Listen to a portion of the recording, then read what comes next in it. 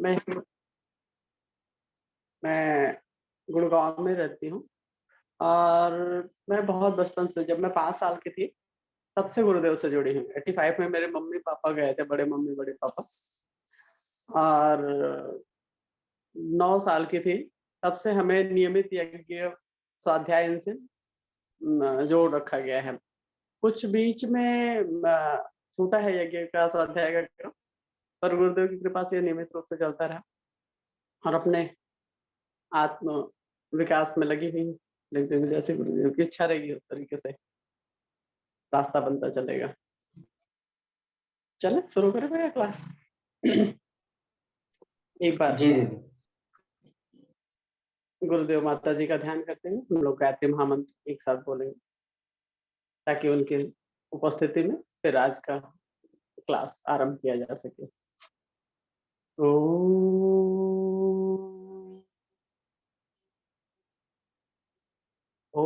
भूर्भुवः स्वः तत्सवितुर्वरेण्यं भर्गो देवस्य धीमहि धियो यो नः प्रचोदयात्। आज क्लास में अपनी कक्षा का विषय है सत्य और विवेक प्रकरण। लेकिन सत्य और विवेक के लिए हम लोग पहले पिछली कक्षा का थोड़ा-सा देख लेते हैं कि हमने द्वितीय अध्याय में धर्म के ऊपर चर्चा की थी कि धर्म क्या है और अगर इतना धर्म है तो हम धार्मिक क्यों नहीं हैं? इतनी सारी संस्थाएँ हैं, इतना सारा है, फिर भी हमारे अंदर इतने सारे विकार क्यों हैं? तो उसमें ऋषियों ने कहा था कि धर्म इतने सारे नहीं हैं, धर्म एक ही है कि जहाँ पे नीति हो, सदाचार हो, श्रेष्ठता हो, वही धर्म का निवास है और सभी जो भी संप्रदाय बने हुए हैं, वो तात्कालीन परिस्थितियों को देखते हुए, लोगों की ज़रूरतों को देखते हुए लोगों ने अपने-अपने संप्रदाय बना रखे हैं। तो उसमें भी मूल भावना यही रही है। इसीलिए उनके जो भी अ, प्रारंभ करने वाले रहे हैं संप्रदाय को, वो अध्यात्म की एक बहुत ऊँची श्रेणी को प्राप्त किए हैं। अब हमारे स्तर पे होता है जो हम अनुयायी होते हैं, कई बार क्या होता है कि उसमें जाके सत्य रास्ते पे चल के कठिनाई लगने से हम बाह्य आडंबर में ज़्यादा भटक जाते हैं, कि ठीक है ऊपरी रूपरेखा ही बना लेते हैं कि पीला कपड़ा ही पहन लेते हैं और ढपली बजा लेते हैं तो हमारा अध्यात्म पूरा हो जाएगा। जबकि ऐसा नहीं होता है, धर्म का जो स्वरूप है वो सबके लिए एक कहा गया है। उसमें ऋषियों ने फिर पूछा था कि धर्म फिर ऐसे कैसे क्या जीवनचर्या होनी चाहिए या किस तरीके का हमें नियम बनाना चाहिए जिससे धर्म हमारे जीवन में आ सके। तो उसके लिए उसमें बताया गया था कि धर्म के 10 सूत्र बताए गए हैं और उसके 5 युग्म बना दिए गए हैं, जिसमें कि पहला युग्म आपका सत्य और विवेक आता है, कि जो अनुयायी होगा, जो धर्म को मानने वाला होगा, धर्म को समझने वाला होगा, वो सत्यवान होगा और विवेकी होगा। और उसमें संयम और कर्तव्य है, अनुशासन एवं व्रत धारण है, स्नेह सौजन्य है, पराक्रम है और सहकार एवं परमार्थ है। इसमें सबसे पहला हमारा सत्य और विवेक आता है। इसमें एक बात और आई थी कि सत्य के साथ विवेक ही क्यों? सत्य के साथ कुछ और युग्म क्यों नहीं बना? तो सत्य के साथ असत्य बन जाता कि सत्य के साथ झूठ बन जाता। तो गुरुदेव ने लिखा है कि नहीं, सत्य के साथ विवेक ही रहेगा, विवेक का ही युग्म बनता है क्योंकि ये दोनों एक-दूसरे के परस्पर पूरक होते हैं। जहाँ सत्य होगा वहाँ विवेक होगा क्योंकि विवेकवान व्यक्ति ही सत्य की खोज कर सकता है। तो इसलिए सत्य और विवेक का युग्म बनाया गया है। अभी गुरुदेव के ही साहित्य में मैं पढ़ रही थी, मैं बाबूजी की क्लास में सुन रही थी कि सत्य को किस तरीके से देखा जाए आज के जीवन में, आज के परिप्रेक्ष्य में कि जो समय चल रहा है, तो उसमें था कि सत्य के भी 2 रूप हैं हमारे लिए। एक तो सत्य है कि आपका एब्सोल्यूट ट्रूथ है, परम सत्य, जिसके लिए कि कुछ भी उसमें परिवर्तित नहीं होता है, वो है तो है। और दूसरा सत्य होता है रूपांतरित सत्य, सापेक्ष सत्य, जो कि देश, काल, परिस्थिति के हिसाब से हमारा परिवर्तित होता रहता है। और वहीं पे हमारा विवेक काम आता है कि किस तरीके से हम तत्कालीन समय को देखते हुए, वहाँ की परिस्थितियों को देखते हुए वहाँ के माहौल को देखते हुए किस तरीके से चीज़ों को हैंडल कर लिया जाए, उन परिस्थितियों में उसी को ही सत्य कहा जाता है। तो भौतिक जीवन में, व्यावहारिक जीवन में, इस कलयुग में ऐसा लगता है कि रूपांतरित सत्य के ही भरोसे पे आदमी अपने समाज में सुचारू रूप से संचालन अपना कर सकता है। इसमें जब प्रश्न पूछा गया था सत्य और विवेक के इसमें, तो तीसरा दिन कहते हैं संत समागम का था। मैं गुरुदेव के साहित्य में पढ़ रही थी कि संत समागम क्यों होता था कि पहले कुंभ जो मेला किया जाता था, कुंभ मेले में सारे ऋषियों का आगमन होता था और उसमें हर 12 साल पे कहते हैं कि हमारी सामाजिक ज़रूरत, व्यावहारिकता, वैचारिक परिवर्तन होता है। उसमें महाकुंभ करके ऋषियों को की व्यवस्था बनाई जाती थी और उसमें वो अपने सूक्ष्म दृष्टि से देख करके जो भी परिवर्तन करना होता था, जो भी सामाजिक व्यवस्था होती थी, उसके अनुरूप नई गाइडलाइन देते थे और आचार संहिता बनाई जाती थी और वो हमें पालन करना होता था। अब ये अलग बात है कि उसका स्वरूप बदल गया है।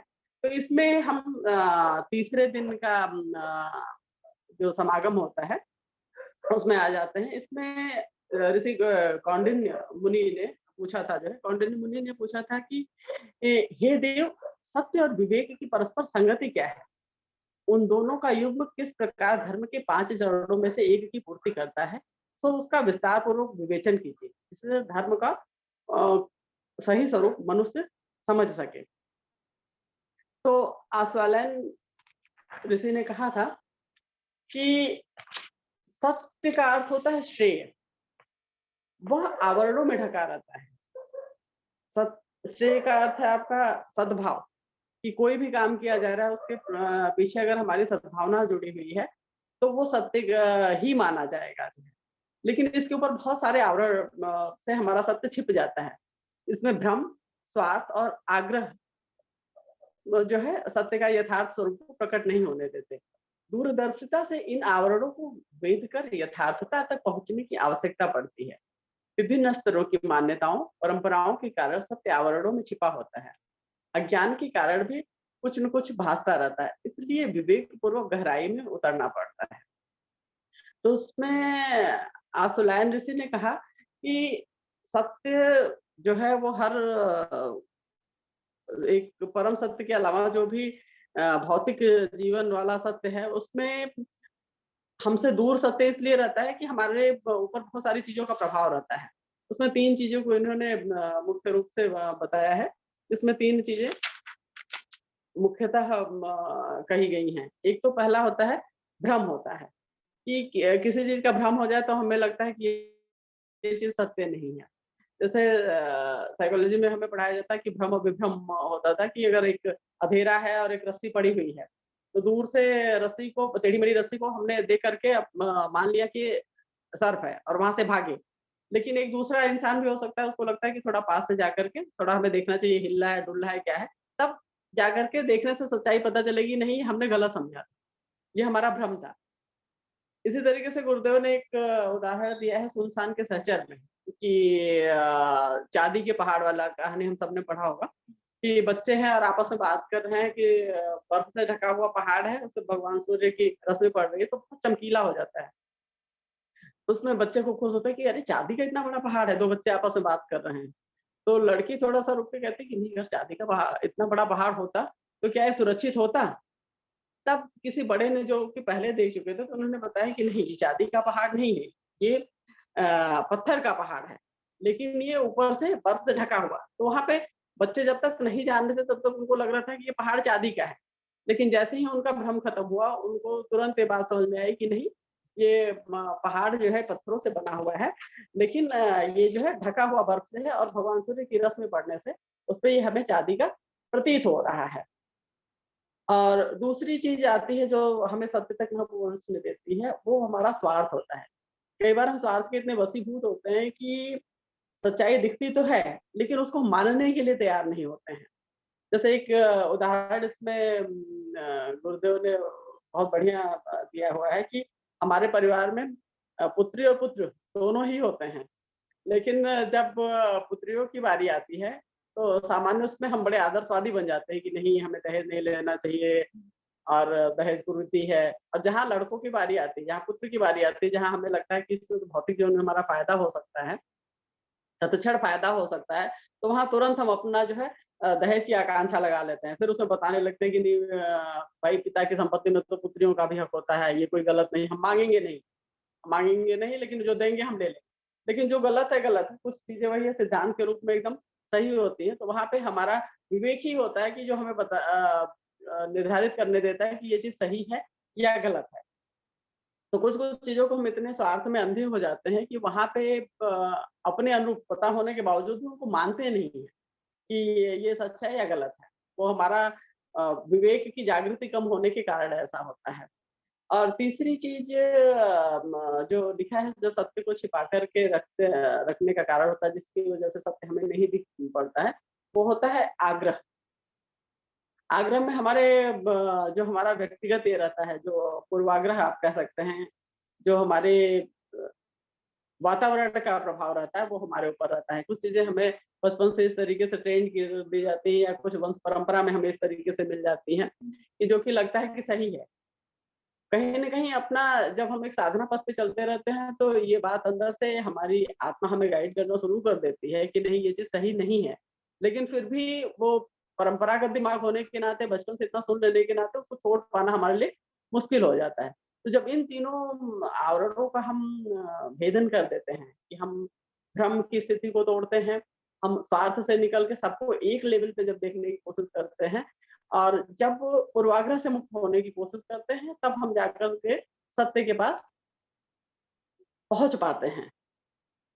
तो इसमें दूसरे उसमें फिर श्लोक में समझाते हुए असल ऋषि ने कहा है कि अ, सत्य वचन, जैसे कहते हैं कि हम सत्य वचन बोलना सत्य कहा जाएगा जो है। तो उन्होंने कहा कि सत्य वचन को सत्य का एक अंग मानते हैं। जैसा सुना या देखा या किया जाता है, उसे बिना छल किए यथार्थ रूप में प्रकट कर देना सत्य का मोटा स्वरूप है। पर तत्वदर्शी लोग इस परिधि से आगे जाते हैं कि यथार्थ ही सत्य है, श्रेय भावना ही सत्य है। सद्भावपूर्ण श्रेय साधना के लिए किए गए कृत्य और कहे गए वचन भी सत्य हैं। भले ही उन्हें बाल बोध के लिए अलंकारिक ढंग से हेर-फेर करके भी कहा जा सकता है। इसमें जो हमारे समझने की बात है, जो व्यवहारिक रूप से समझने की बात है, कि हम सत्य वचन के कई बार ये हमारे सामने भी ये दुविधा आती है, हमारे परिवारों में भी आती है कि सत्य स्टेटमेंट एक होता है कि जो लगता है कि ये सच है। लेकिन अब उन परिस्थितियों में वो एकदम एज़ इट इज़ वो स्टेटमेंट दे देना, वो वाक़ई एकदम उसी तरीके से बोल देना, कई बार बात को बहुत बुरी तरीके से बिगाड़ देता है जो है। जैसे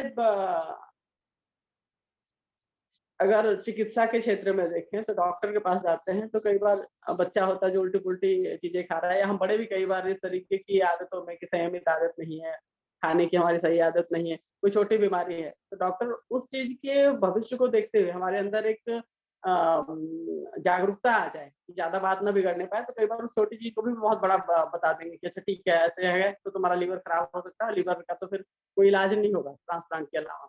तो देख लो तुम, हो सकता है कि कुछ भी हो जाए। और वहीं दूसरी तरफ होता है कि कैंसर जैसी बीमारी, जिसमें कि लगता है कि आदमी सुन के ही इस मन स्थिति में आ जाता है कि पता नहीं प्रभु क्या होगा? हो सकता है बचे भी, हो सकता है ना भी बचे। उस स्थिति को समझते हुए भी डॉक्टर उस समय पेशेंट को यही कहता है कि अरे बहुत सारे पेशेंट आजकल बच जाते हैं। अभी तो हमारा चिकित्सा विज्ञान बहुत आगे निकल गया है, हमारा आयुर्वेद इतना आगे निकल गया है, योग चिकित्सा इतनी आगे निकल गई है कि सभी का मिला-जुला सम्मिश्रण करने से हम बच जाते हैं। तो वहाँ पे क्या होता है कि उनका भाव ये होता है कि जो छोटी गलती कर रहा है, वो वहीं पे रुक जाए, ताकि बात बिगड़ने से बच जाए, उनकी सद्भावना होती है। और बड़ी बीमारी को छोटा बताने के पीछे उनकी सद्भावना ये होती है कि आदमी मनोबल से ना हार जाए। जो हम प्राणाकर्षक प्राणायाम हमें बताया गया है, जिसके माध्यम से अपना इलाज करने की बात करते हैं, तो उसमें यही है, उसमें भाव यही रहता है हमारा कि हम पूरी पॉजिटिविटी से अपने आप को इतना भर लें कि अंदर की जो नेगेटिव ऊर्जा है, वो धीरे-धीरे उसका क्षरण होता चला जाए। फिर अगले श्लोक में ऋषि ने कहा है कि सत्य और विवेक परस्पर जुड़े हुए हैं। जहाँ एक होगा, वहाँ दूसरा भी रहेगा। विवेक से सत्य का स्वरूप समझा और उसके सहारे सत्य की प्राप्ति के लिए आगे बढ़ा जाता है। मनुष्य स्वभाव से ही पूर्वाग्रह से ग्रसित होता है। वंश परंपरा, वातावरण और संचित कुसंस्कारों के कारण उसकी कुछ मान्यताएं और आदतें बन जाती हैं और उन्हीं को वो सब कुछ मान लेता है।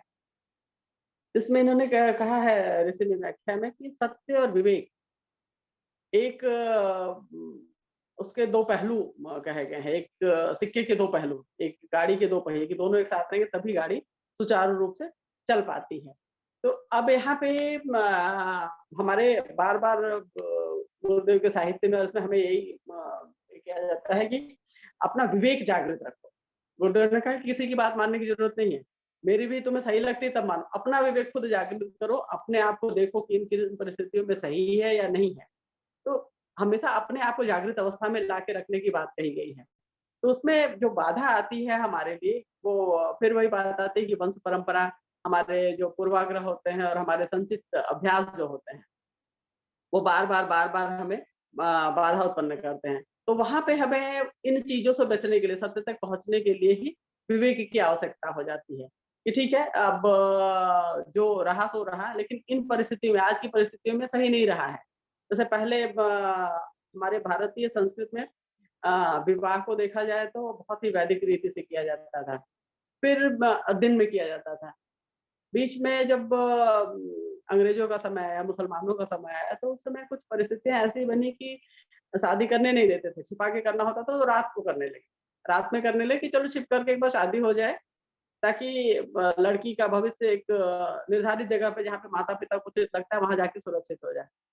पर आज की परिस्थितियों में क्या है कि अब ऐसी परिस्थितियाँ हैं नहीं कि रात में शादी करने की ज़रूरत है। पर हमें इतना आनंद आने लगा है कि लाइटिंग, वो बाजे-वाजे करके कि उसको जानते हुए भी कि इसमें कोई भला नहीं है, फिर भी हम उसको किए जा रहे हैं, किए जा रहे हैं, किए जा रहे हैं, किए जा रहे हैं। ये दिमाग हमारी एक आदत में आ गया है जो है। तो इन जगहों पे ही जो भी विवेकशील लोग हैं, जिनके अंदर चीज़ों को दूर तक देखने की क्षमता है, वो बहुत सारे लोग अब इस चीज़ को छोड़ते चले जा रहे हैं। अभी मैं गई थी एक डॉक्टर की शादी करवाने के लिए, आर्टेमिस में डॉक्टर है, लड़की गायनिक है किसी गवर्नमेंट हॉस्पिटल में। उन्होंने बहुत अच्छी शादी करी। वो दिन में एकदम सामान्य तरीके से, बिल्कुल कोई शोर-शराबा बहुत ज़्यादा नहीं, बहुत अननेसेसरी की भीड़ नहीं, तो मुझे लग रहा था कि ऐसे ही बुद्धिजीवी वर्ग ही धीरे-धीरे, धीरे-धीरे, धीरे करके एक एग्ज़ाम्पल के रूप में करेंगे। फिर जो जिनके अंदर शायद समझ कम है, वो इनका अनुकरण कर करके इस परंपरा, इसको परंपरा बना लिया जाएगा, तब जा करके कहीं न कहीं इस दुष्कृति से शायद हमें निजात मिल सके। और संचित संस्कार में जो उदाहरण गुरुदेव ने दिया है कि संचित संस्कार एक ऐसा पॉइंट है, ये बहुत ही व्यक्तिगत विषय होता है। जैसे कुछ लोगों के बात करने का तरीका ऐसा होता है कि जो बहुत ही व्यंग्यात्मक होता है, उनको समझ में नहीं आता है। ये हम अपने दैनिक जीवन में भी देखते हैं कि बहुत सारे लोग कहते हैं कि हमने तो बड़ी विनम्रता से कहा, लेकिन उनकी बात इतनी व्यंग्यात्मक होती है कि वो कहीं न कहीं जो बहुत संवेदनशील है, उसको कहीं न कहीं चुभ जाती है बात। तो इन जगहों पे वही है कि आप ध्यान के माध्यम से, आत्मावलोकन के माध्यम से हमें अपना देखना है, एक तरीके से अपना विवेक जागृत करके देखना कि हाँ, ये हमें तो लग रहा है कि ये हम बड़ा मीठा बोल रहे हैं, लेकिन अगले के फेशियल एक्सप्रेशन से तो नहीं लगा, उसके भाव-भंगिमा से तो नहीं लगा, उसके भाव-भंगिमा से तो यही समझ में आया कि उसको मेरी बात से कहीं न कहीं कष्ट पहुँचा है, तो यहाँ पे हमें सुधार की ज़रूरत है।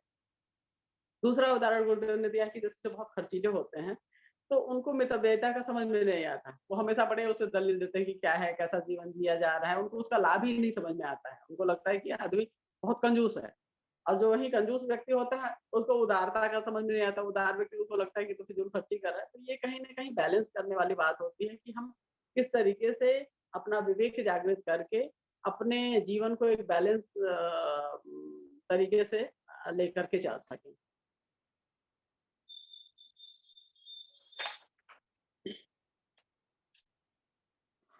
उसमें फिर आगे गुरुदेव ने लिखा है कि जो सत्य की कसौटी कह सकते हैं हम, कि जो सत्य तक पहुँचने के लिए हमें कोई चीज़ सत्य है या नहीं है, इसको समझने के लिए उसमें 3 गुण कहते हैं कि आवश्यक है। एक तो जो सत्य होगा, ये हम सभी जो जिस सत्य की बात कर रहे हैं, ये सापेक्ष सत्य की बात की जा रही है। उसमें गुरुदेव ने लिखा है कि ये जो सत्य होगा, इसमें आपका 3 गुण निश्चित रूप से रहेंगे। एक तो ये यथार्थता होगी, दूसरा ये सद्भाव से पूर्ण होगा, तीसरा दूरदर्शी होगा। जो बात जो वस्तुस्थिति इन तीनों पैरामीटर पे सही आती है, उसको हम सत्य मान सकते हैं। जैसे अगर देखा जाए, मैं बार-बार कहती थी लेकिन इसमें पढ़ कर के मुझे ये बात और क्लियर हुई कि भगवान श्री कृष्ण का लगता है कि भगवान श्री कृष्ण ने अ, कलयुग के प्रारंभिक दौर में, द्वापर के अंत में और कलयुग के प्रारंभिक दौर में आकर के हमें सत्य की बड़ी अच्छी सीख दी है। अगर हम बहुत बारीकी से देखें तो बस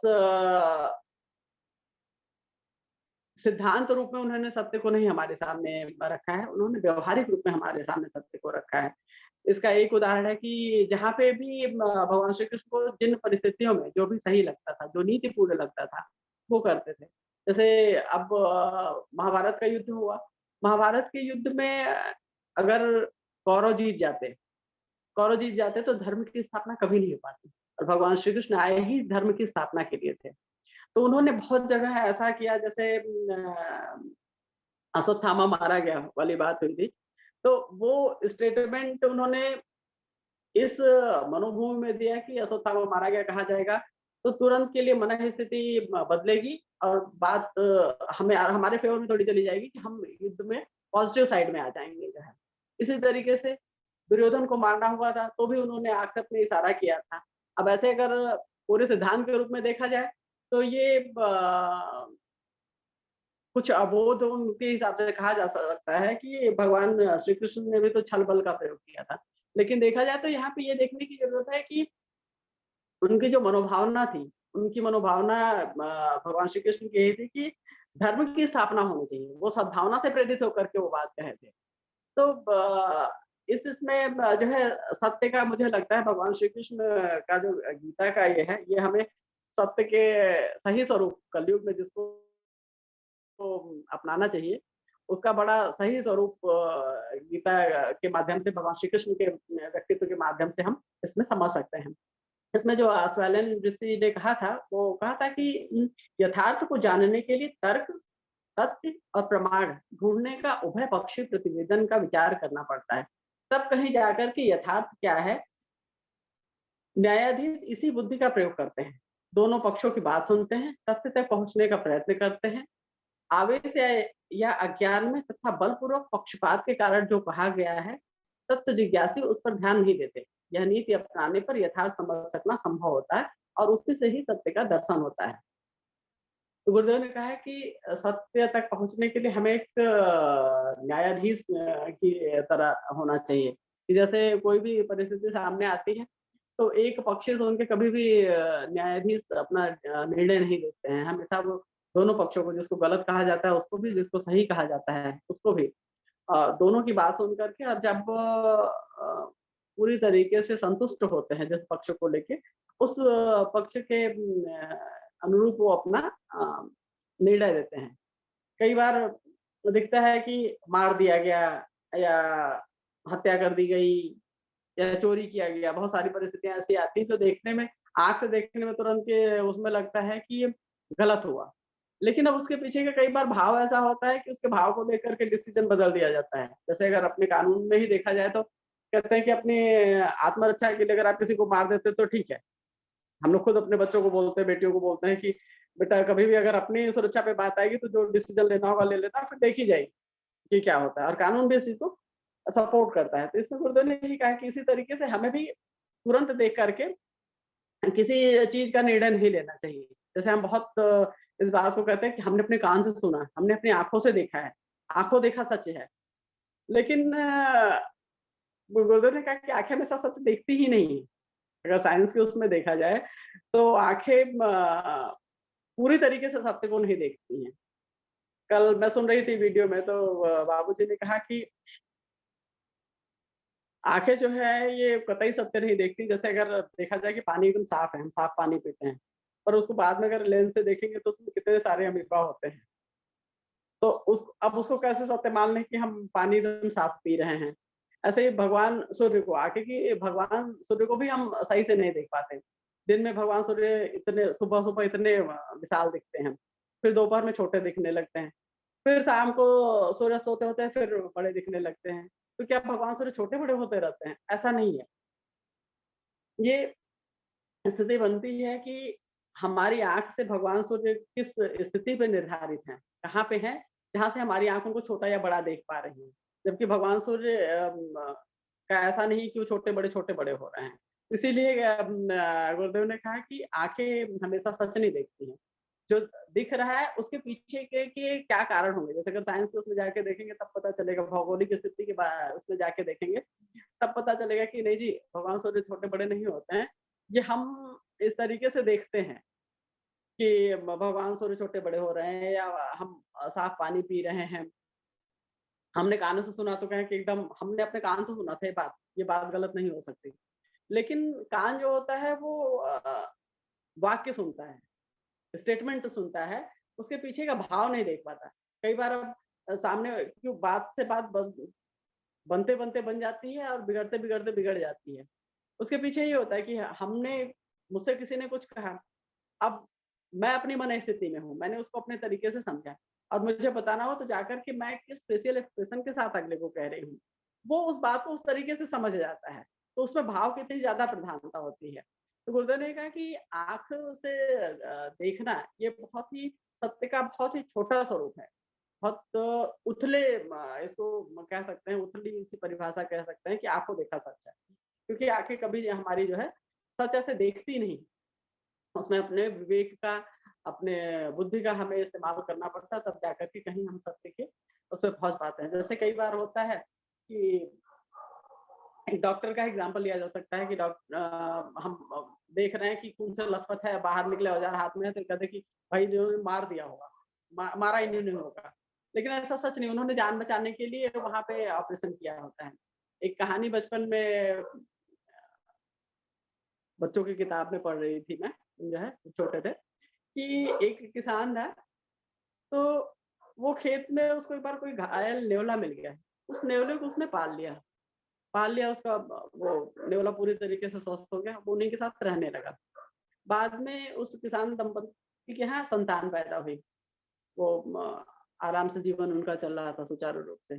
एक बार किसान को भी और उनकी पत्नी को भी कहीं जाना पड़ा, तो वो बच्चे को पालने में छोड़ के और नेवले को वहीं पे छोड़ के चली गई। जब वो आई, तो उन्होंने देखा कि नेवले के मुँह में पूरा खून लगा हुआ है और उन्होंने बिल्कुल आओ देखा ना ताओ एकदम आवेश में आकर के तुरंत नेवले को मार दिया कि ये तो पक्का मेरे बच्चे को ही काट खाया है। फिर जब वो अंदर कमरे में गई तो देख रही कि वहाँ एक साँप जो है 30-30 में पड़ा हुआ है और बच्चा आराम से पालने में खेल रहा है। फिर उनको बहुत पछतावा हुआ इस बात से कि अरे! मैं एकदम से मैंने ऐसे कैसे मार दिया। ये यही है इसमें अगर उन्होंने शायद उस जगह पे विवेक का इस्तेमाल किया होता, तो ये बात यहाँ तक आती ही ना। तो जाकर के पहले परिस्थितियों की यथार्थ क्या है इसको देख कर के तब डिसीज़न लिए होते तो शायद एक जीव हत्या ना हो पाती जो है। तो यहाँ पे हमेशा किन्हीं भी परिस्थितियों में एक्चुअली जो आँख से देख रहे हैं या जो कान से सुन रहे हैं उसको तुरंत सच मान लेने के बजाय उसके पीछे क्या भावना रही है, किस वजह से बात कही गई है, इन सारे तथ्यों की जाँच करके ही हमें उसमें तथ्य पर पहुँचना चाहिए कि कोई बात सत्य है या नहीं है। अगले श्लोक में आसुलैन ऋषि ने कहा है कि विवेक का तात्पर्य दूरदर्शिता भी है। जैसे सत्य के लिए बोला गया कि सत्य में दूरदर्शिता आवश्यक है, उसी तरीके से कि विवेक का तात्पर्य दूरदर्शिता है, वह मात्र समझदारी तक सीमित नहीं है।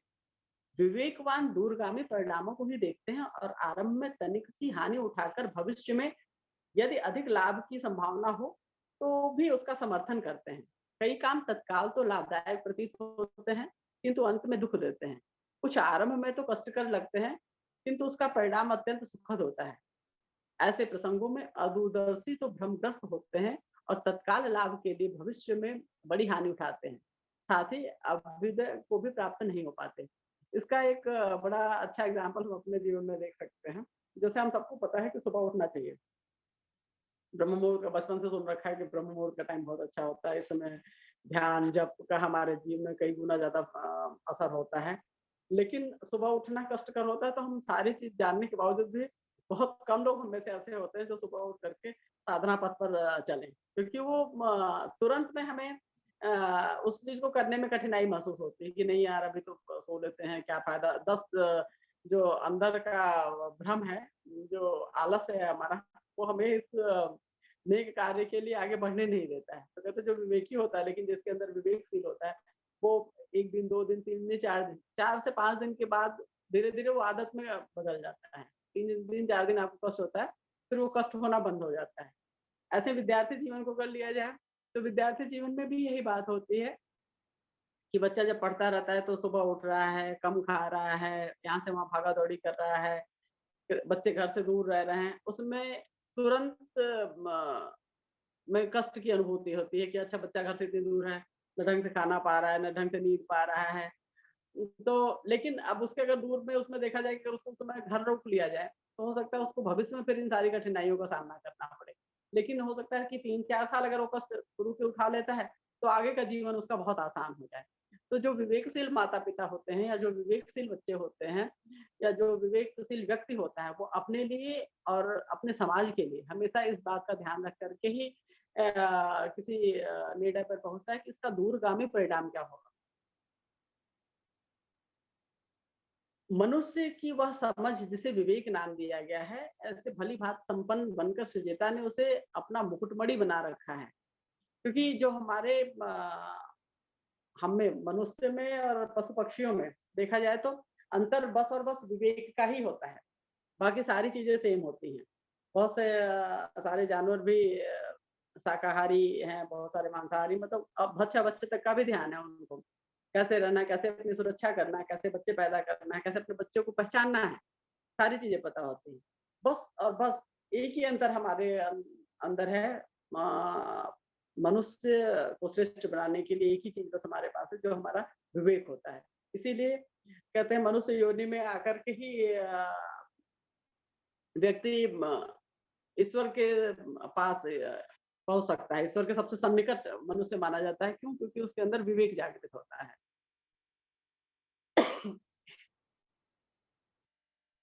जो विवेकवान है, फिर तुरंत की छोटी-छोटी हानि को देखकर कृषक, माली, विद्यार्थी, व्यवसायी, पहलवान की भांति आरंभिक घाटा एवं कष्ट सहकर भी सत्प्रयोजनों में लगे रहते हैं और अंत में उस प्रयास के सत्परिणाम का आनंद लेते हैं। इनका धैर्य ही इन्हें लक्ष्य तक पहुँचाता है। विवेक का फिर अभी इसी पे हम लोग बात कर रहे थे कि विवेक का लक्षण है कि तत्काल का लाभ न देख करके वो प्रारंभिक कष्ट को देख करके रुके ना, वो श्रेष्ठ भाव को देखते हुए कि दूर तक इसका क्या फायदा होगा, उसको देखते हुए काम करें। जैसे किसान को अगर भूख लगी है और उसके पास अनाज रखा हुआ बीज डालने के लिए, वो तुरंत में हो सकता है कि अगर धैर्य धारण कर ले, घर जाके खाने भर का कर ले और उन बीज को खेत में डाल दे, तो जो एक अविवेकी इंसान होगा या जिसके अंदर कम समझ है या जो छोटा बच्चा, उसको लगेगा कि अरे ये क्या कर दिया, इन्होंने मिट्टी में डाल दिया। लेकिन किसान को ये पता होता है कि भैया आज की डेट में अगर मैं इसमें बीज डालूंगा तभी जाकर के आगे मुझे कई दिनों तक, सालों तक खाने का मेरा व्यवस्था बन पाएगी। हो सकता है कि अभी खा लूं तो अभी मेरा एक मीटिंग का पेट भर जाएगा, लेकिन आगे के लिए हमें कष्ट सहना पड़ सकता है। भैया टाइम हो गया है क्या?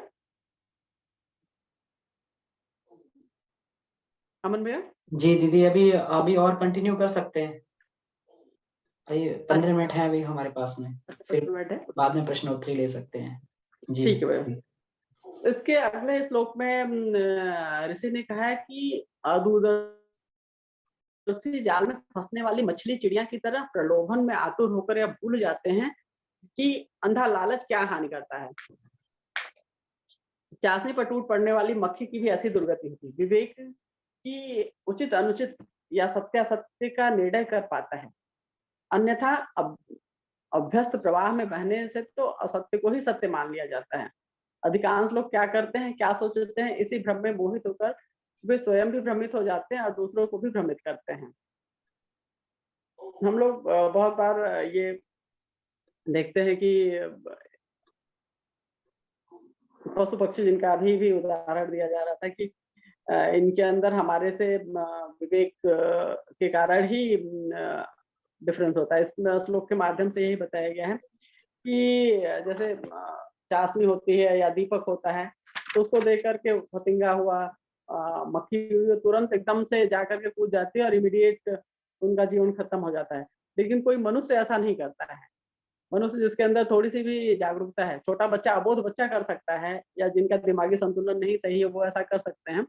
लेकिन जो भी समझदार व्यक्ति होता है, वो उस ढर्रे में जाकर के ऐसा कूद नहीं जाता। वो वहाँ पे देखता है कि अच्छा चाशनी गर्म है भैया, तो यहाँ पे हाथ डालने से पहले भी सोचता है कि कहीं मेरा हाथ ना जल जाए। तो हर जगह बार-बार यही कहा गया है कि सत्य और विवेक दोनों ही एक-दूसरे के ऊपर निर्भर है। अगर सत्य तक पहुँचना है तो विवेक के बिना हम सत्य को नहीं पा सकते, और विवेक की सार्थकता तभी है जब वो सत्य तक हमें पहुँचा दे। सत्य और असत्य का निर्णय इस आधार पर करना कि मानवीय गरिमा के अनुरूप क्या है, आदर्शवादिता का समावेश किसमें है। सत्यासत्य की विवेचना इसी उत्कृष्टता के आधार पर होनी चाहिए। तर्क और प्रमाण की ऐसी कसौटी बननी चाहिए जिससे सत्य रूपी स्वर्ण की सही परीक्षा हो पाना संभव हो। मनुष्य को राजहंस की तरह नीरछीर विवेक करना चाहिए, जो उत्कृष्ट है उसे हठपूर्वक ग्रहण करना चाहिए। जिस प्रकार सूर्य में गर्मी और रोशनी दो गुण है, इसी प्रकार सत्य में भी दो प्रवृत्तियों का समन्वय है, एक यथार्थ और दूसरी मंगलोन्मुख न्यायनिष्ठ दूरदर्शिता। इन दोनों के समन्वय के बिना पूर्ण सत्य नहीं होता है, सत्य एकांगी होता है और अधूरा होता है। फिर इस श्लोक के माध्यम से फिर वही बात आ जाती है हमारे सामने कि सत्य को परखने के लिए कि जिस तरीके से हंस नीर चीर को अलग करके देख लेता है। गुरुदेव ने चातक का उदाहरण दिया है कि चातक बस स्वाति नक्षत्र के बूंदों का ही पान करता है। लेकिन अब आज की डेट में देखा गया जाए तो देखा गया है कि भैया पहले बारिश की फ्रिक्वेंसी ज्यादा होती थी, पेड़ होते थे, तो चातक का काम चल जाता था बस स्वाति नक्षत्र का पानी पी के। लेकिन आज की डेट में बारिश इतनी कम होने लगी है कि अगर चातक बस बारिश के पानी का इस्तेमाल करे तो शायद चलना मुश्किल हो जाता है। अब चातक भी पानी पीना शुरू कर दिए हैं। तो यहाँ पे भी फिर वही विवेक वाली ही बात आ जाती है हमारी कि ठीक है, हमें पानी तो पीना है, स्वाति नक्षत्र का उसको पता है। लेकिन अब जहाँ जीवन की बात बन आई, तो इस कलयुग में फिर चातक भी जो है सामान्य पानी से अपना जीवन निर्वहन करना शुरू कर दिया है जो है। सत्य को आसुलायन ऋषि जी ने कहा कि सत्य जो है वो भगवान का स्वरूप होता है। सत्य ही नारायण का है और नारायण असीम है और मानवीय बुद्धि सीमित है। वो विविध आग्रहों से और भी छोटी हो गई है। उसने अब तक सत्य का एक अंश ही जाना है, जो जानना शेष है वह कहीं अधिक है। मनुष्य क्रमशः सत्य की प्राप्ति के लिए क्रमिक यात्रा करता रहता है और आंशिक सफलता प्राप्त करता रहता है। पिछली जानकारियों को अपर्याप्त मानने में या अपने पूर्वजों की कोई हेठी नहीं होती है। इसमें इस श्लोक के माध्यम से ऋषि ने इसी बात को पुनः स्पष्ट किया है कि परमात्मा एक्चुअली बहुत विशाल स्वरूप में है। गुरुदेव की एक किताब है कि सत्य ही नारायण है, सत्यनारायण भगवान की कथा है। उसमें बड़ी अच्छी, मतलब जब मैंने पढ़ा तो मुझे पता चला कि अच्छा सत्यनारायण भगवान की कथा का ये स्वरूप होता है कि जो भी जिस उस पे है, अगर उसमें ब्राह्मण क्षत्रिय वैश्य शूद्र के इसमें गुरुदेव ने बताया है कि सबके लिए सत्य अलग अलग ये है कि जैसे ब्राह्मण के लिए है, ब्राह्मण के लिए भिक्षा न लेकर के बस जीविकोपार्जन के लिए ही समाज से लिया जाए और जितना लिया जाए उससे कई गुना ज्यादा ज्ञान दान किया जाए। क्षत्रिय के लिए उसमें व्यवस्था है कि क्षत्रिय अगर देश व्यवस्था सुरक्षा का है तो उसका धर्म वहां पे वही बन जाता है कि वो देश की सुरक्षा के लिए काम करे। अब उसमें कई बार होती है कि लड़ाइयां भी होती हैं। अभी सेना में अगर वो कहते कि नहीं भैया हमको बताया गया है कि अहिंसा परमो धर्म, लेकिन अब वहां पे है कि देश की सुरक्षा के लिए उनको हिंसा करनी पड़ती है, लेकिन उनकी मनोभावना ये होती है वहां पे कि हमें देश सुरक्षित करना है, इसलिए उनको उस पाप का भागीदार नहीं माना जाता। जैसे ये जल्लाद होते हैं जो फांसी पे चढ़ाते हैं, तो उनकी वो ड्यूटी कही गई है कि भैया इनकी नौकरी है, ये नौकरी है कि इनको जाना है और फांसी पर चढ़ाना है। वो उसमें किसी भी कर्म बंधन से मुक्त होता है, अगर बशर्ते कि उसमें उसकी कोई भावना न जुड़ी हो, सद्भावना या दुर्भावना। अगर वो अपने ड्यूटी मान करके करता है तो वो कर्म के बंधन से मुक्त होता है। और किसी अगर गलत व्यक्ति को, जिससे समाज को अहित हो रहा है, ऐसे व्यक्ति को फांसी वो सोच के दे रहा है, तो उसको और पुण्य का भागीदार बनता है। इसके माध्यम से गुरुदेव ने यही संदेश दिया है हमारे लिए कि जिसकी जो ड्यूटी है उसको उसका वही धर्म है, उसको ईमानदारी के साथ पालन किया जाए। वो माता है तो माता का अपना धर्म है, पिता है पिता का एक अपना धर्म है, भाई है, समाज के लिए ऋषि हैं, जो भी हमारी तात्कालीन व्यवस्था के अनुरूप है, उनके आचार संहिता के हिसाब से ही जो व्यवस्था बनाई गई है उसका विवेकपूर्ण तरीके से इस्तेमाल करके ही हम सत्य के रास्ते पर चल सकते हैं। अब मानवीय इतिहास के क्रम को लिखते हुए गुरुदेव ने लिखा है कि हमें बहुत ज्यादा पिछली चीजों को लेकर के एकदम से रूढ़िवादिता में नहीं फंस जाना चाहिए कि नहीं ये हमारे पूर्वजों ने कहा है, ये हमारे लिए पिछले उसमें सही था तो ये आज भी सही है। कि जैसे गुरुदेव ने कहा है कि जैसे बालपन में जब हम कपड़ा पहनते रहते हैं, बड़े होने पे हमें नहीं आता है, क्योंकि उस समय हमारा शरीर का आकार बदल जाता है, जरूरतें बदल जाती हैं। उसी हिसाब से हमारे जीवन का जो आचार संहिता है, ये भी हमेशा बदलती रहती है। हम सभी को इस बात का ध्यान रख कर के कि तात्कालीन परिस्थितियों में क्या सही है, और उसमें अपने विवेक का निर्धारण करके ही हम अपने जीवन को सुचारू रूप से इस कलयुग में चला सकते हैं। आज की कक्षा के लिए पूर्ण हुई भैया, सभी को प्रणाम। जी दीदी, बहुत-बहुत धन्यवाद।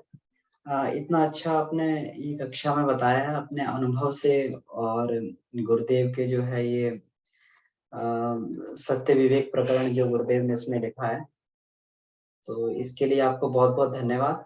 और आप खुद भी साधक हैं और सत्य की शोधक हैं। सत्य पे शोध करते रहते हैं और साधक भी हैं, और परिवार में भी जो है एक उच्च कोटि के माता-पिता का दायित्व आपने इसमें निभाया है। आपकी 2 बेटियाँ हैं और दोनों बेटियाँ जो हैं ये बड़े अच्छे उसमें एजुकेशन में हैं।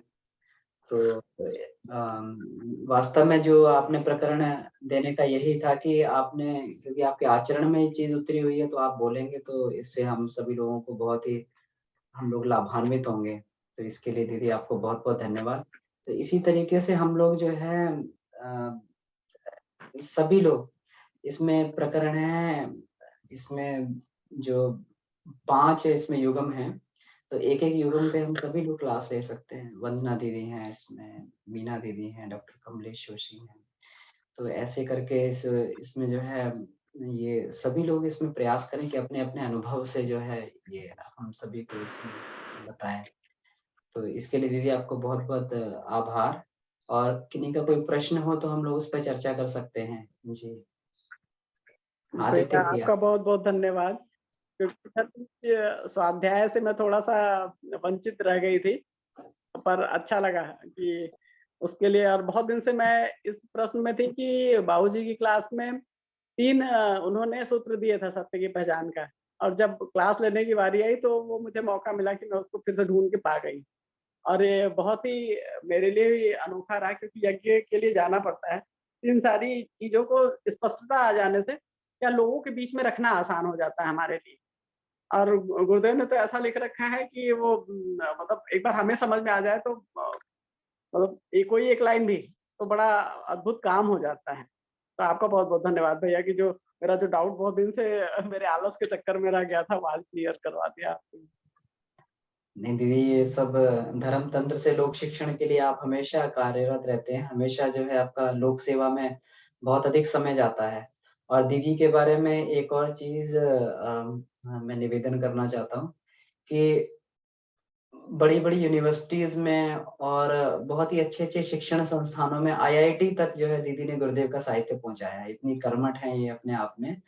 वहाँ तक भी जो गुरुदेव का साहित्य वाङ्मय पूरा पहुँचा के वहाँ स्थापित करना, वहाँ की लाइब्रेरीज़ में वहाँ से बातचीत करना लोगों से, तो एक बहुत ही महती भूमिका ये गुरुदेव के कार्य के लिए इसमें ये निभा रही हैं। तो ये हम सभी के लिए एक और चीज ये प्रेरणादायक है। हाँ जी, इसके लिए बहुत-बहुत दीदी आपको साधुवाद, और गुरुदेव की कृपा ऐसे ही आप पर बनी रहे और हम सभी लोग आपसे प्रेरणा पाते रहें। ऐसे ऐसी प्रार्थना है। आदित्य भैया का हैंड रेज़ है। जी भैया, आप पूछिए। आज दीदी से प्रश्न पूछिए आज। जी, भैया, आदित्य भैया।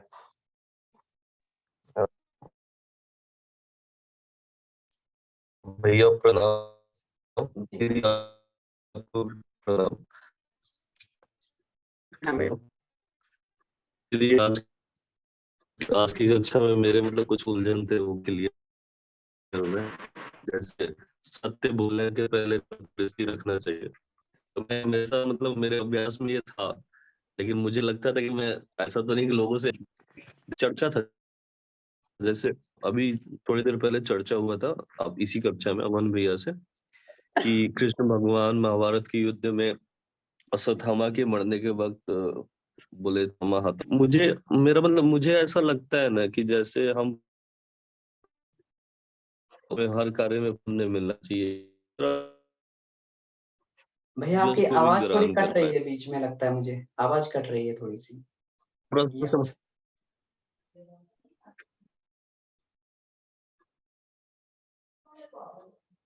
दीदी आप सुन पा रही हैं भैया को?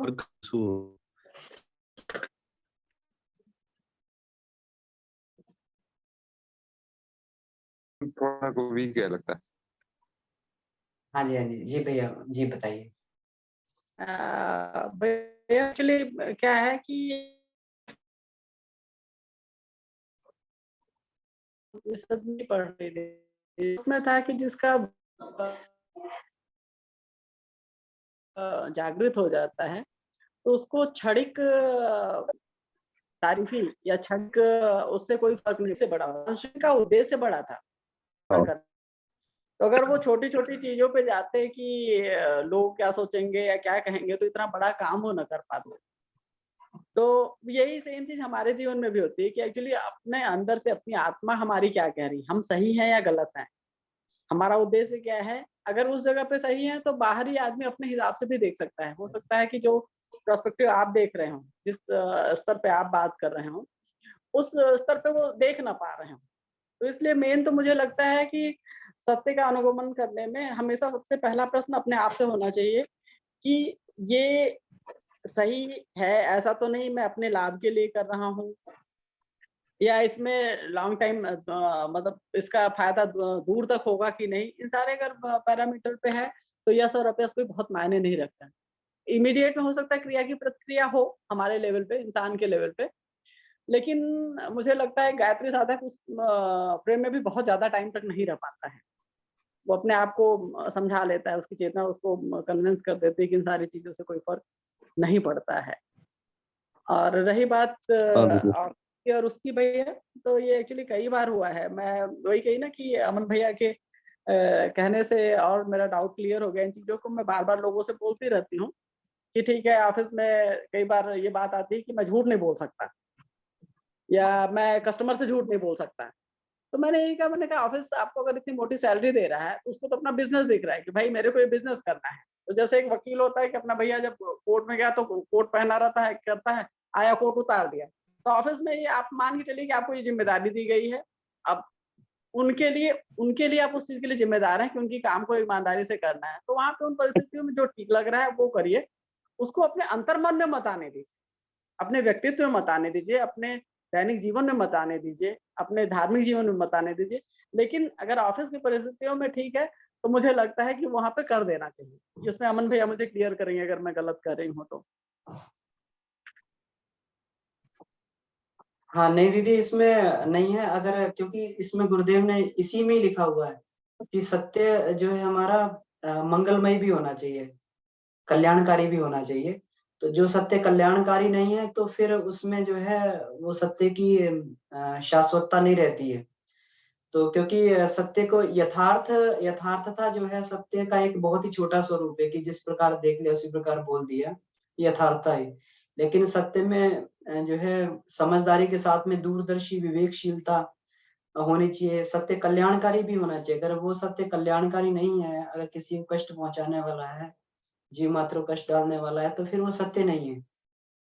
तो बिल्कुल ठीक है, अगर वो कल्याणकारी है, मंगलकारी है, तो इसमें भगवान कृष्ण ने ही जो है इसमें ये कहा है। भगवान कृष्ण ने ही जो है कई बार इसमें उदाहरण भी दिया है, गीता में भी। तो देखने में लगता है, भगवान कृष्ण ने लगता है कि ये महाभारत करवा दिया इतना, लेकिन इसमें उस समय धर्म की स्थापना के लिए हो सकता है ये चीज़ आवश्यक हो, तो उन्होंने जो है इस चीज़ का वो किया। तो ये व्यक्ति अपनी विवेक दृष्टि से, दूरदर्शिता से ही इस चीज़ का निर्धारण कर सकता है। जी, नितिन भैया, जी बताएँ? जी, जी, हाँ जी भैया। भैया आपने बताया, दीदी ने बहुत अच्छा बताया अभी। अभी जैसे कि सत्य के बारे में जो चर्चा हो रही है, तो आपने अभी बताया कि सत्य जैसे कल्याणकारी हो तो ही वो सही है वो।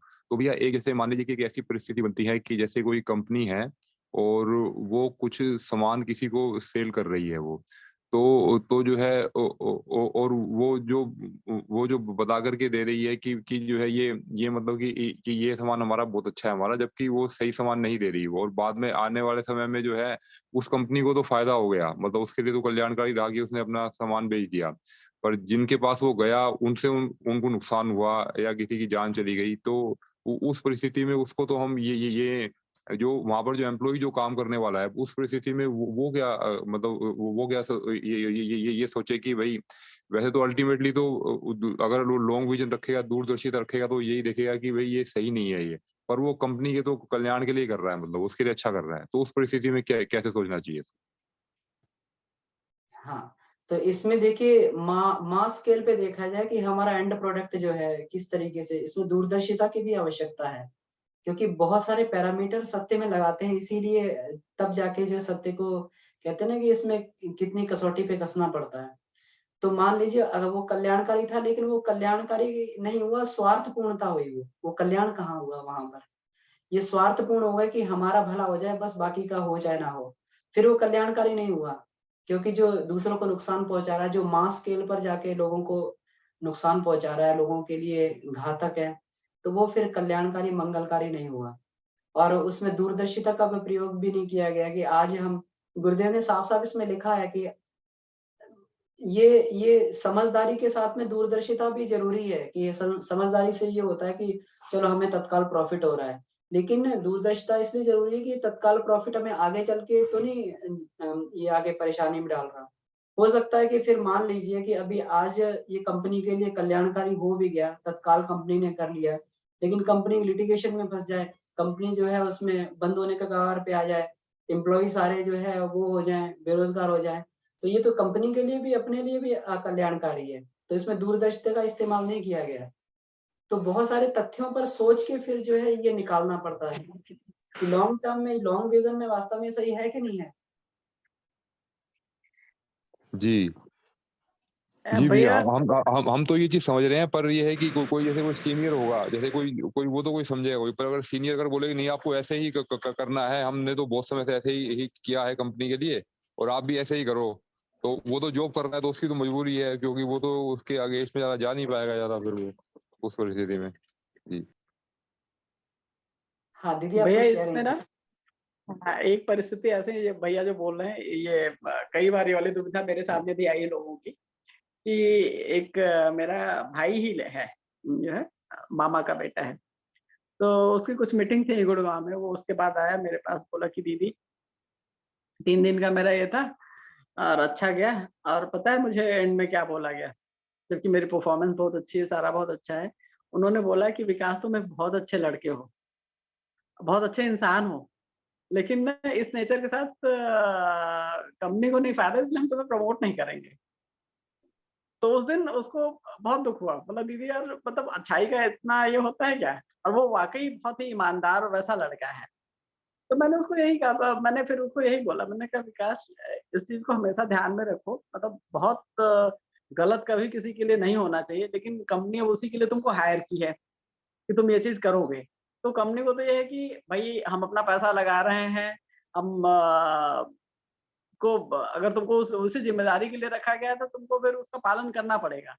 अब बहुत गलत नहीं करोगे, लेकिन एक लेवल पे जाके तुम्हें उनको सपोर्ट करना ही करना होगा। अब देखो वहाँ पे ये हुआ कि वो काफ़ी दिन तक बड़ा परेशान था, उसको लगा यार ये तो अच्छाई का मतलब नुकसान हो गया मेरे को। तो मैंने उसको क्या मिसगाइड किया क्या वहाँ पे फिर? हाँ, तो उसमें ये दीदी उस परिस्थिति को देख के निर्णय लेना पड़ता है, क्योंकि अब उस समय क्या उनके साथ में परिस्थितियाँ, कंपनी के साथ में क्या, तो ये बड़ी ही सूक्ष्म दृष्टि से दीदी इसको सोचना पड़ता है। आपने भी अच्छा गाइड किया उन्हें, क्योंकि हो सकता है कि मतलब कभी-कभी जो है कुछ थोड़ा-सा झूठ जो है ये अगर कल्याणकारी होता है, जिस तरीके से इसमें एग्ज़ाम्पल दिया गया है कि कोई गाय है, उस समय जो है अगर वो गई हुई है किसी रास्ते पर, कसाई उसके पीछे पड़ा हुआ है, तो उसको अगर झूठ बोल दिया जाए कि नहीं गाय हमने नहीं देखी और इस रास्ते पे नहीं गई, इस रास्ते पे नहीं गई है, तो वो गाय के लिए भी कल्याणकारी और आगे भी। तो ये बड़ा ही सूक्ष्म दृष्टि से सोच के उस समय ये निकालना पड़ता है, कैलकुलेशन करना पड़ता है, और ये एक दिन में नहीं निकलता, इसके लिए बहुत दिनों तक सोचना पड़ता है। बहुत दिनों तक जो है इसमें वो करना पड़ता है, कंक्लूड करना पड़ता है, और इसी के लिए जो है ईश्वर की सहायता भी ली जाती है। जब हम लोग ये करते हैं तो अगर हमसे कोई डिसीज़न नहीं बन पा रहा तो ईश्वर से पूछ लिया जाए। फिर आत्मा की आवाज़ जो जो भगवान जो है ईश्वर आत्मा में जो गुण सद्ज्ञान देते हैं, फिर उसके अनुसार व्यक्ति डिसीज़न लेता है। तो तात्कालिक परिस्थितियों में तो हो सकता है वो हो, तो उस समय जो है, लेकिन ये बाद के लिए बहुत अच्छा रहता है। जी। प्रणाम सभी को। दी हाँ, प्रणाम मीना दीदी। इस पर मैं ये कहूँगी भैया कि ये असमंजस की जो स्थिति आती है ना, ये ईमानदार लोगों के साथ ही आती है और ये उनकी टेस्टिंग रहती है, मुझे ऐसा लगता है।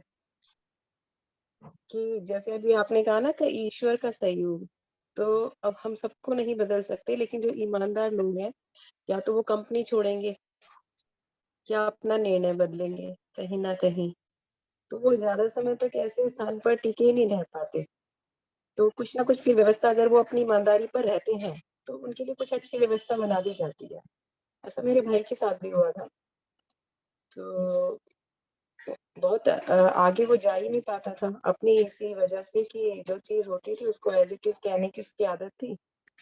लेकिन आजकल जो एमएनसीज़ जॉब में होता है, तो मैंने देखा है कि जूझना तो पड़ता है शुरू में, क्योंकि ये चीज़ें ज़्यादा है, लेकिन उन लोगों को शायद साइड से निकाल लेते हैं भगवान जी अगर वो टेस्ट पास कर ले तो।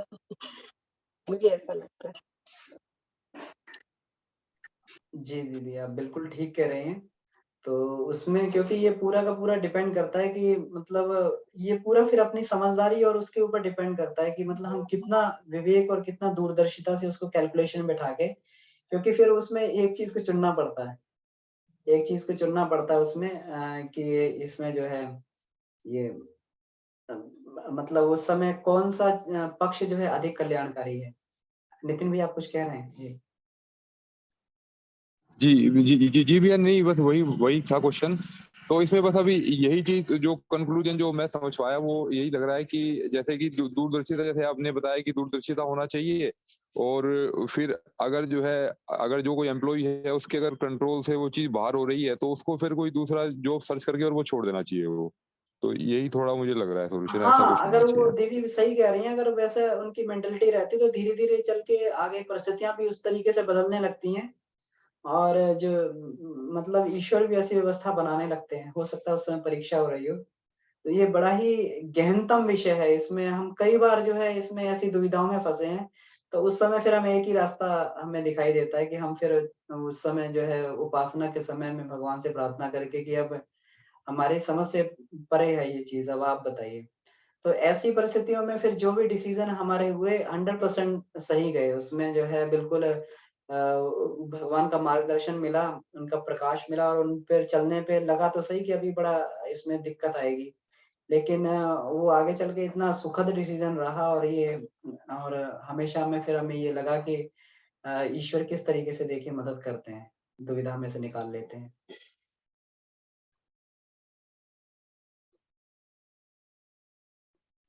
जी। जी बिल्कुल ठीक कहा भैया आपने। हाँ, यही सही लग रहा है बिल्कुल। धन्यवाद भैया, सभी को धन्यवाद। जी। ठीक है, तो शुचि दीदी को बहुत-बहुत धन्यवाद दीदी। बहुत ही मतलब बुद्धियाँ इसमें रहती हैं सबकी, लेकिन आपने बहुत अच्छे से आज इसको जो है ये लिया। तो आगे की कक्षा भी जो है कोई न कोई लें तो इसमें बहुत अच्छा रहेगा। तो अपन बाद में डिस्कस कर लेंगे इसको। ठीक है, ओके, सभी ठीक को है, प्रणाम प्रणाम। और धन्यवाद। आइए शांति पाठ करते हैं। ओम